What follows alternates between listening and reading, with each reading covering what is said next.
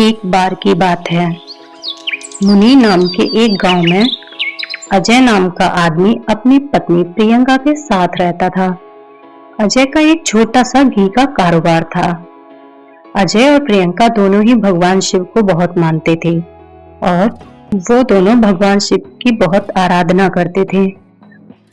अजय और प्रियंका सुबह सुबह तैयार होकर देसी घी से कुछ मीठा बनाकर भगवान शिव को रोजाना भोग लगाते थे। दोनों जरूरतमंद लोगों की मदद भी करते थे और आसपास के छोटे छोटे बच्चों को उनकी पसंद की चीजें भी दिलाया करते थे, जिससे बच्चे उन दोनों से बहुत खुश रहा करते थे।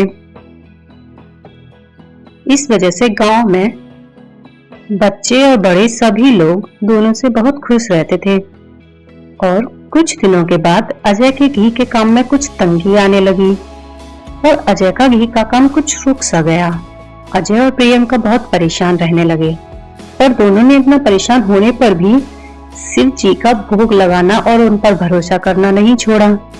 धीरे धीरे समय गुजरता गया और उनके घर एक बेटे का जन्म हुआ।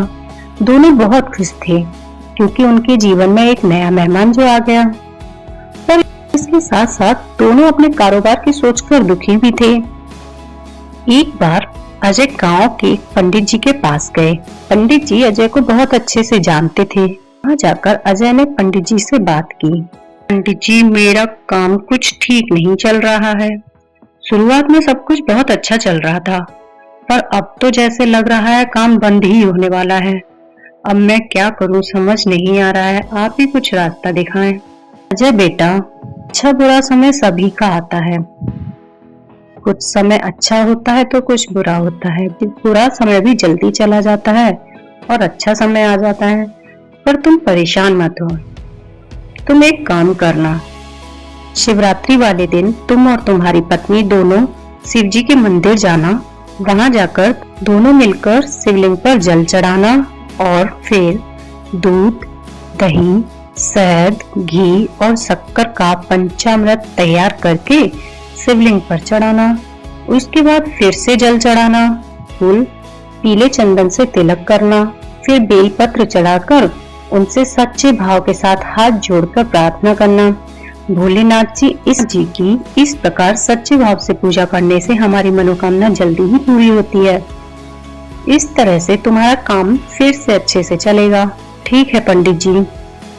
अजय अपने घर चले जाते हैं। घर पहुंच जाते हैं तब प्रियंका पूछती है, क्या बताया पंडित जी ने? अजय ने सारी बात प्रियंका को बता दी। शिवरात्रि वाले दिन दोनों ने मंदिर में जाकर पूजा की और सब कुछ वैसे ही किया जैसा कि पंडित जी ने बोला था और हमेशा की तरह अपना बनाया हुआ मीठे का भोग भी लगाया। उसी दिन प्रियंका के बचपन की दो सहेलियां सुनैना और कृतिका प्रियंका से मिलने प्रियंका के घर आ जाती हैं। कैसी हो प्रियंका? और जीजाजी कैसे हैं? हम लोग तो अच्छे हैं, तुम बताओ तुम दोनों कैसी हो और तुम्हारे घर सभी कैसे हैं? घर पर सभी ठीक हैं। यहाँ से जा रहे थे तो सोचा कि तुमसे मिलते हुए चलें।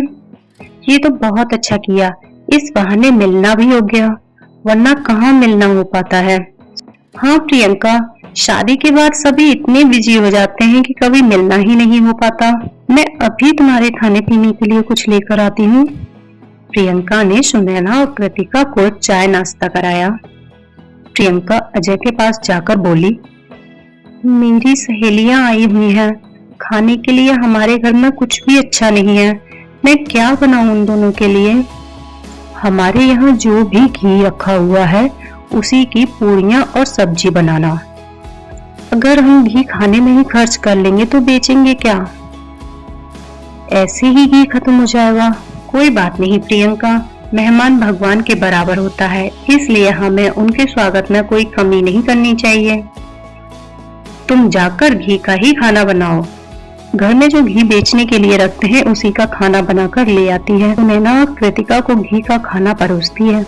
खाना खाते हुए सुनैना, अरे प्रियंका, ये खाना तो बहुत स्वादिष्ट है, आखिर इसमें क्या डाला है ऐसा जिससे ये इतना स्वादिष्ट लग रहा है? हाँ, खाना तो हम भी बनाते हैं पर इतना टेस्टी तो नहीं होता।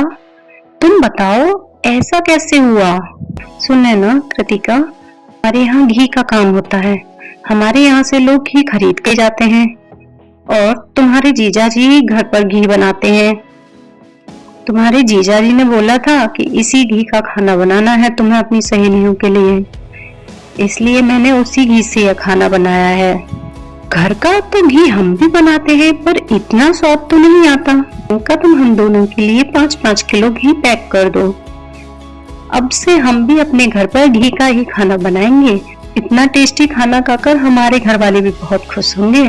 ठीक है, मैं अभी तुम्हारे लिए घी पैक करती हूँ। प्रियंका ने अजय को जाकर बताया कि सुनैना और कृतिका को अपने घर ले जाने के लिए घी चाहिए। देखा प्रियंका, मैंने कहा था ना, मेहमान भगवान होते हैं। इस तरह से भगवान ने हमारी कुछ तो सुनी। प्रियंका ने दोनों को जल्दी ही घी पैक करके दे दिया। सुनैना और कृतिका वहां से निकल गए। थोड़ी देर बाद अजय से मिलने के लिए कुछ लोग आ गए। उन लोगों को भी घी चाहिए था। इस तरह से अजय का घी बिकना फिर से शुरू हो गया। दोनों ने शाम को भगवान शिव को धन्यवाद किया। भगवान शिव ने प्रकट होकर उन दोनों को आशीर्वाद दिया। यह सब तुम्हारी पूजा का फल मिला है, यह कहकर भगवान शिव अदृश्य हो जाते हैं। आशीर्वाद पाकर दोनों बहुत खुश हुए और अब उनका काम भी बहुत अच्छे से चलने लगा। Thanks for watching the videos. ऐसी और इंटरेस्टिंग वीडियो देखने के लिए हमारे चैनल को like, share, subscribe and bell icon को प्रेस कीजिए।